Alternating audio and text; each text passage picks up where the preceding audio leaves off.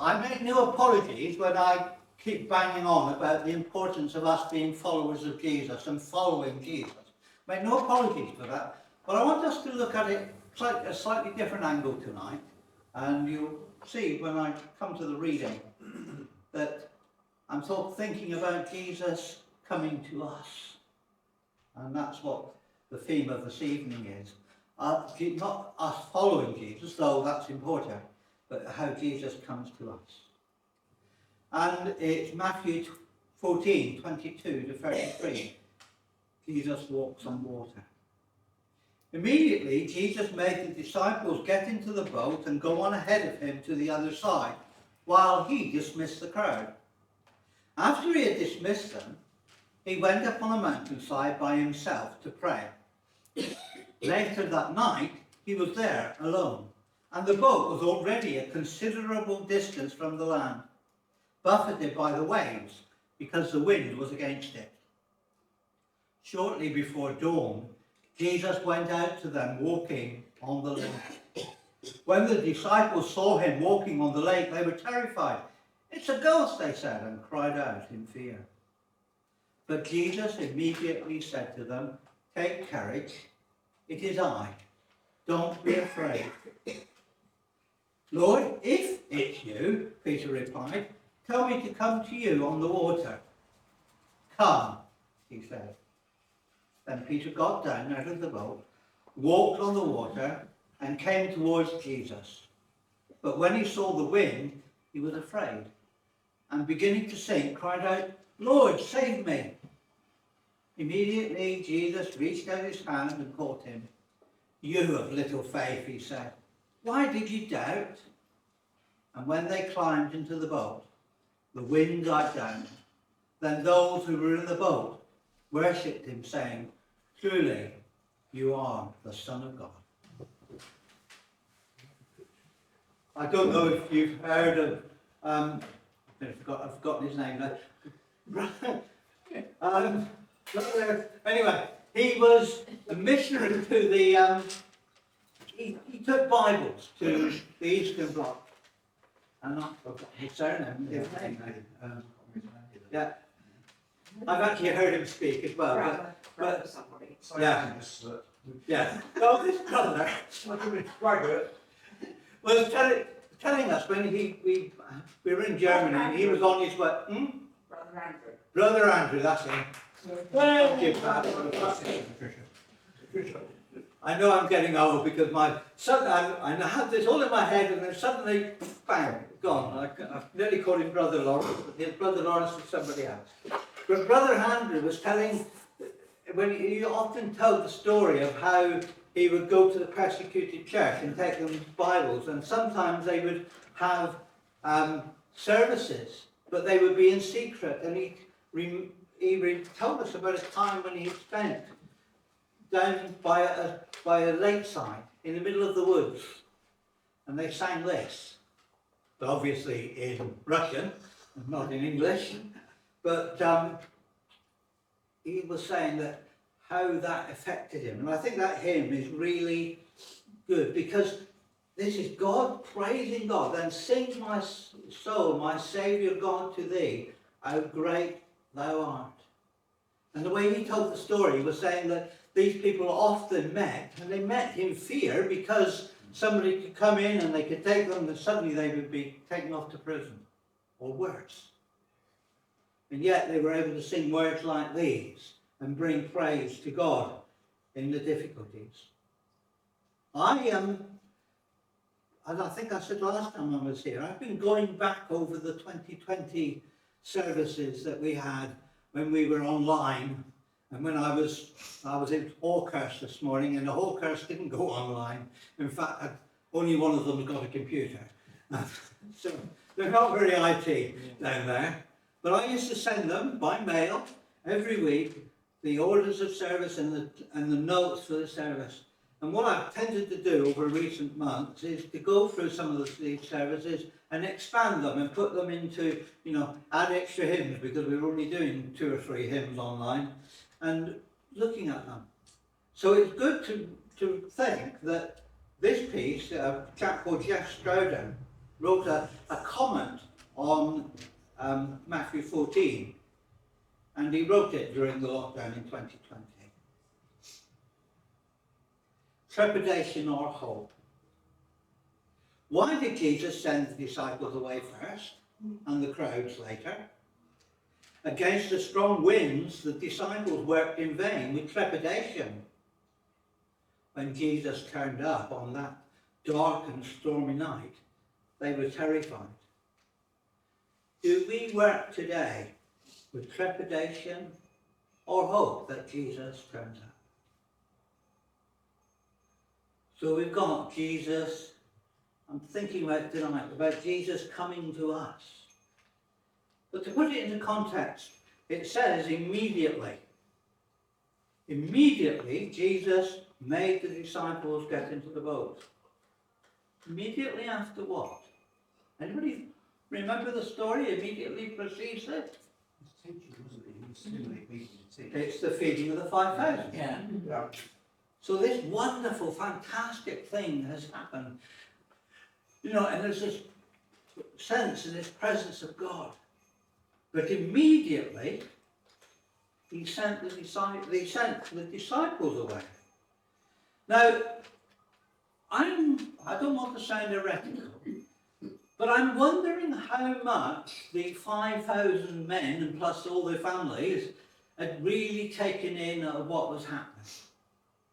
Had they realised that this meal that they just had was the result of one little lad's packed lunch? All that they saw was the disciples coming around, and they were busy disciples, coming around and serving them with lots of food, or enough food, if not lots, but enough food. So they may have only got part of the miracle, might not have been really as astounded as the disciples would have been. The disciples, on the other hand, saw, and I always get this wrong, 5 loaves and 2 fishes, is it? Yeah, something like that. It doesn't matter, you know the story. This little lad's packed lunch. Not very much, enough to feed him. Probably his mum was being generous and gave him more than he really needed, but not enough to feed 5,000 people. But Jesus took that and he provided for him, met the needs of all that were there. And whereas all the people that were there might not have been fully aware of what was going on, the disciples really were. Imagine how you would feel as those disciples.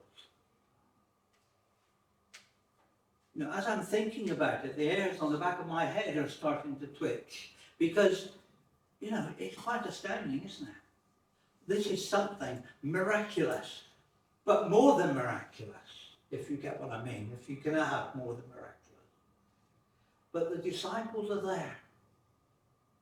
So did Jesus then send the disciples away in the boat on their own so that they could have a good talk about it? So that they could think and really let it sink in what had happened? And we don't know what Jesus then did. Did he go on and tell a couple of more stories to the people, or did he tell them that, you know, what had just happened? We don't really know. But we know the disciples were sent away to go across to the other side of the lake. I wonder if the disciples thought, okay, he's sending us away. How's he going to get there?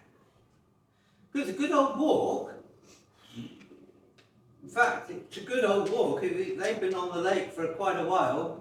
When he actually goes to them, it's a good old walk, though he did take a shortcut. But then he dismissed the crowd, and then he went up the mountain to pray. And part of me thinks that Jesus too needed to get his head around what was happening. You know, he thanked God for the food, for what God was about to do. But a part of me thinks that Jesus didn't actually know fully. He was stepping out in faith. Lord, these people need feeding. What are you going to do about it? Reminds me of a story I heard the other day. A chap was telling about his daughter when she was 16, 17 and came in one night drunk. and Christian family, and he didn't know what to do. And he started to think. And then it suddenly struck him, and he turned his head to heaven and he said, Lord, you've got a problem here. And that's what we have to do with our problems, is to pass them to Jesus. That was an aside almost. There we go. So he went up the mountain to pray. Later that night, so the disciples had gone away, the people had gone away, and they were up, and Jesus was up a mountain. It was probably daylight when he went up. It was probably late in the evening when all the people had disappeared. But it was now night. He was alone praying. It was stormy on the lake, it says. Didn't say it was stormy at the mountain, but I don't know if you know anything about mountains. If it's windy on the lake, it's probably going to be a lot windier up the mountain. We just come back from Hale on holiday, and it's nearly always windy, even on the beach there. It's nice, but it's windy. But on the cliff top where we were staying, it's even windier.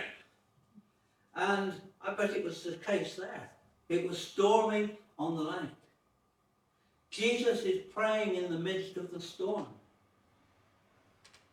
The disciples were in trouble. And it's as though Jesus is, if you like, doesn't care. He's spending his time praying when all the problems and all the troubles going on. Surely he should be down there doing something about it.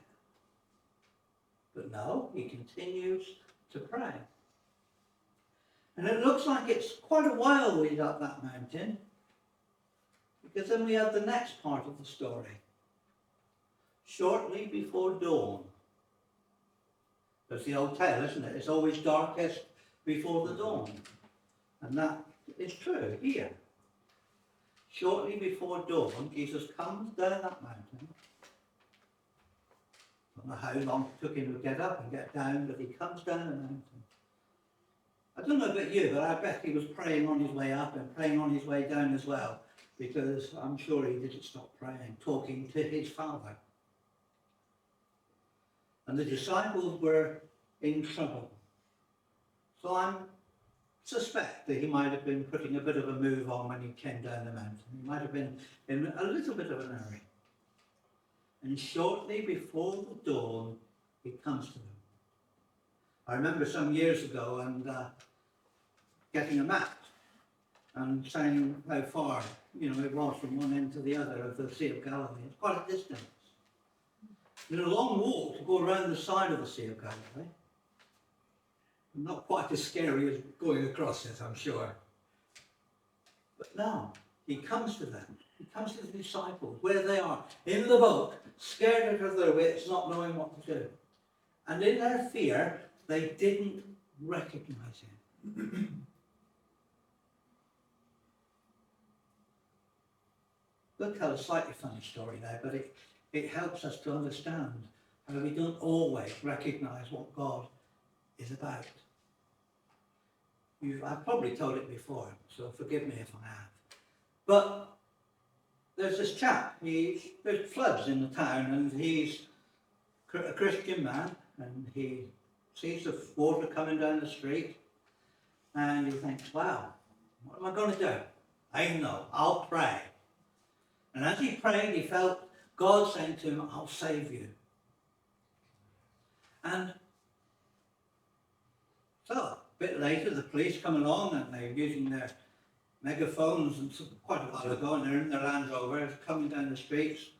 Land Rovers up to the top of their wheels in water, and they're telling everybody that they needed to evacuate because it's going to get much, much worse. And anyway, he says, well, no, I'm all right. He says, God's going to save me.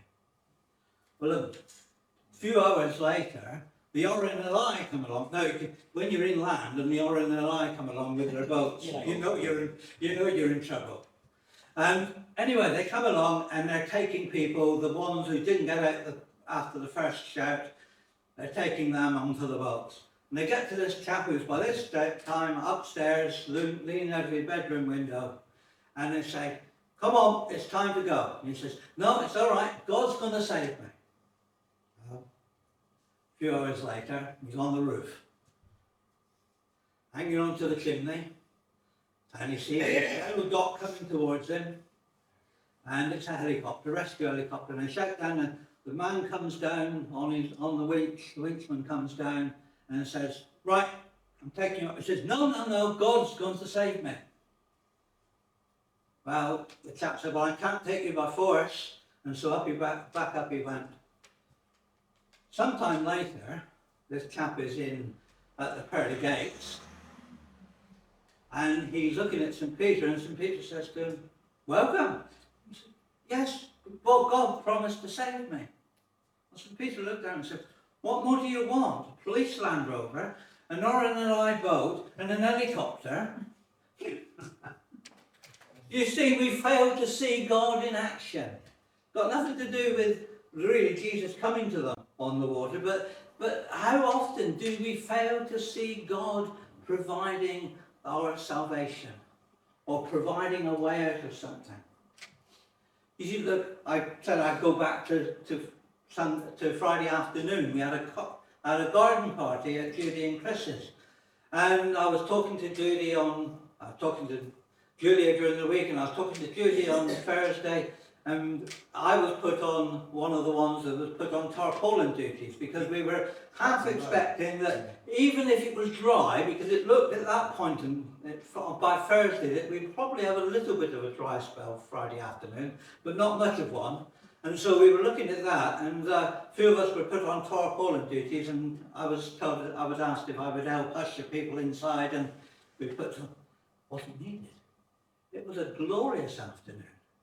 You see, and I remember I was there in the afternoon, and been there about half an hour, and I suddenly thought, and looked up and said, thank you, Lord, because it was God in action, you know, very mundane, very ordinary, but God often comes to us in the mundane and the ordinary. God could have quite easily, with that chap who was in the floods, it's an apocryphal story, obviously, but he could very easily have plucked God from that roof and saved him. But God very often uses the ordinary and the mundane. The Land Rover, the boat and the helicopter were there as a part of God's provision. But in their fear, they didn't recognize Jesus as he came to them on the water. They were scared. Have you ever been in that position where you're so frightened that you can't see we could say the wood for the trees, can't see what's going on around you, and even though you may be offered help, you don't always pick that up. And then he speaks words of comfort.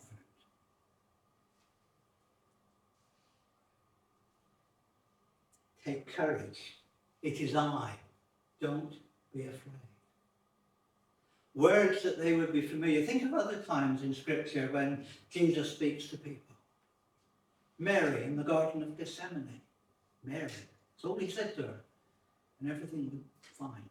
Everything was all right. There are other incidences.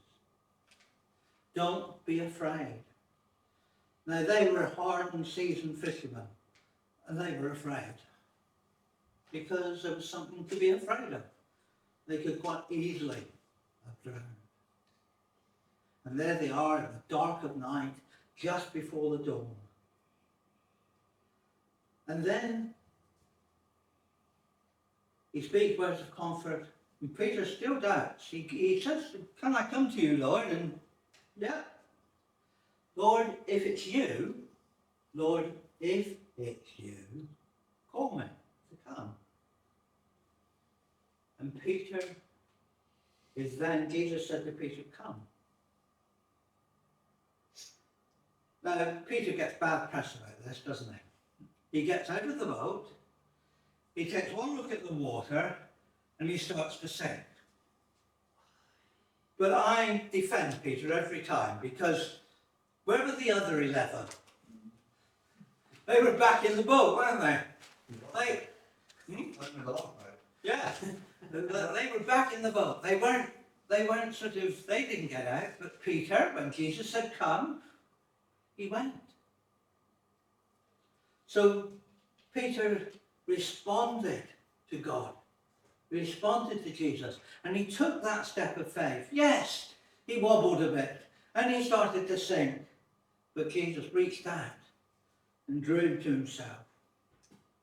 Peter's response was to reach out to Jesus. He then doubted. And anybody here ever never doubted? I doubt all the time, and I'm sure a lot of you do. We see things going. We believe God has called us to do something sometimes, and then we reach out and we start to move out in faith, and then we look around and, have you ever done anything new with a part of church and been invited people, and you're there 5 minutes before it starts and there's nobody else there, and you think, well, Lord, did I really get this right? And then God often blesses us greatly through that. But a doubt is natural. And there's a recovery. He gets pulled up, and then the rebuke. You have little faith. We all need that rebuke sometimes.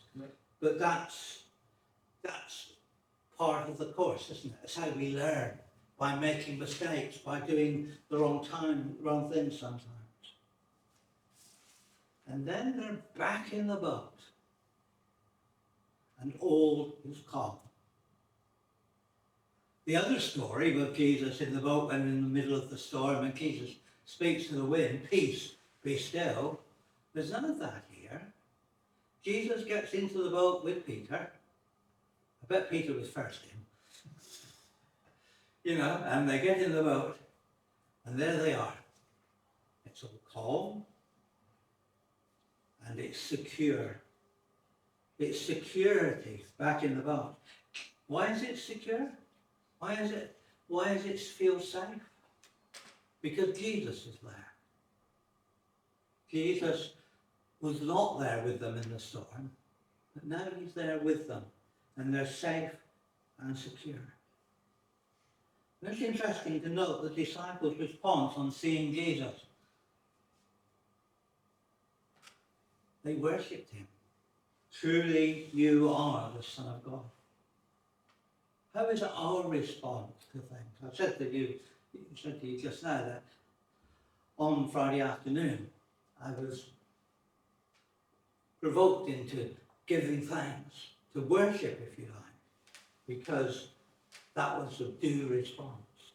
When God is in action, when Jesus moves us, when we do things, when we see the pink, I don't know what the yellow's for, but when we see the pink going up on there, when we see God in action, when I saw the scaffolding going up at the Methodist Church, it provoked a response from me because I was pleased that God was in action in